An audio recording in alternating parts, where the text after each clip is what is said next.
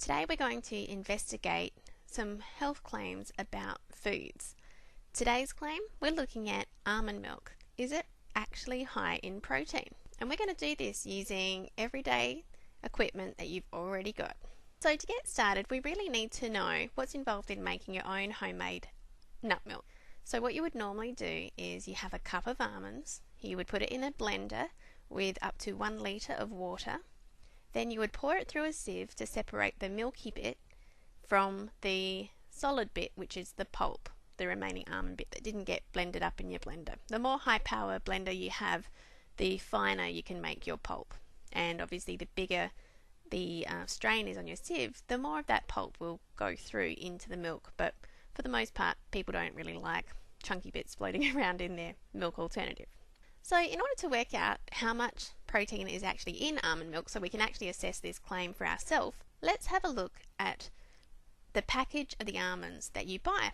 So these are just 2 separate packets.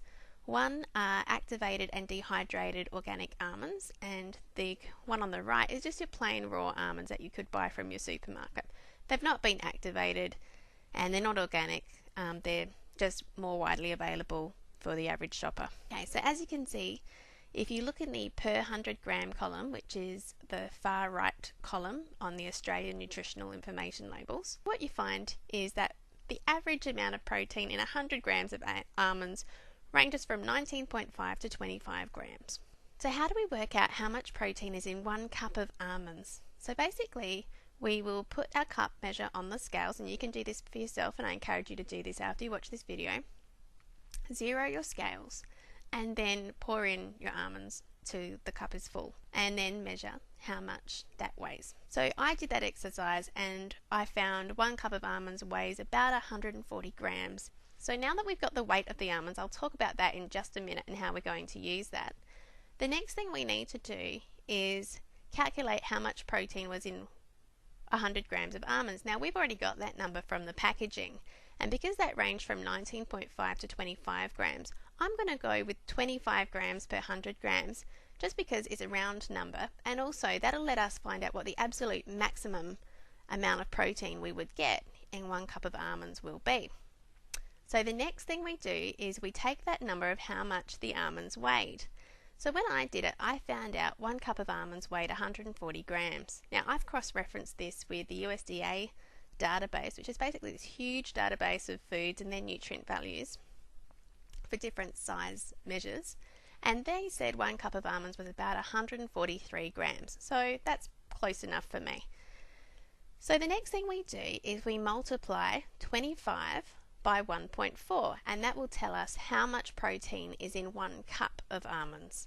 And so what we've got when we do that is 35 grams, which that actually sounds like a decent amount of protein, considering along with that 35 grams of protein you're getting a considerable amount of fat and a little bit of carbohydrate and some minerals. But in terms of the claim about protein, 1 cup of almonds has quite a fair amount of protein. And just to give you some context for this, according to nutrient references, adults need about 0.8 grams of protein per kilo of body weight. So an 80 kilo person would need about 80 grams of protein per day, and 1 cup of almonds is just under half of that. So that's pretty doable because you could easily eat 1 cup of almonds. Just because 1 cup of almonds actually has a whole lot of protein in it, how much actually ends up in the milk section and how much remains in the pulp? Because unless you're actually eating all of the pulp as well as the litre of milk, you're not really getting that 35 grams of protein. So how can we work this out to get more of an average number, just to give us an idea how much really does get through? Well, looking at the nutritional labels of commercial almond milks might give you a clue. To make this a better comparison as well, we also need to consider how much almond is actually in the commercial almond milks. And the best that I could gather from the ingredient panels on some of the commercial milks is that they're using about 10%, which is weight, of almonds in their 1 litre of milk. So that's roughly about 100 grams of almonds. So if you remember earlier on, that's a little bit less than we've calculated for the homemade almond milk. Now, as you can see, these are 3 different products, and this first one on the left is certainly just almonds, a sweetener, water and a little bit of salt. and the other two have a couple of additional ingredients in them.